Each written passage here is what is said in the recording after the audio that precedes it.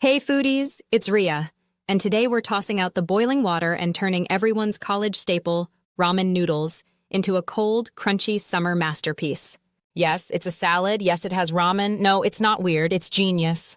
This dish is the all-star of potlucks, BBQs, or solo lunch moments where you want to feel fancy without actually trying. Here's what's going down. Grab 2 packs of ramen. Say goodbye to the flavor packets. They've retired. Crush them like your Monday motivation, and toast them golden in a pan.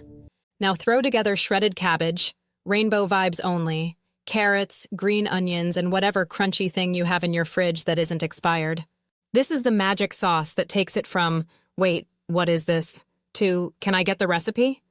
Mix olive oil, soy sauce, sesame oil, a splash of rice vinegar, honey, or maple syrup if you're feeling trendy, and a pinch of pepper. Optional lime squeeze if you're trying to impress someone. Pour that magic over your noodles, toss like you mean it, and chill it for 15 minutes the salad, not you.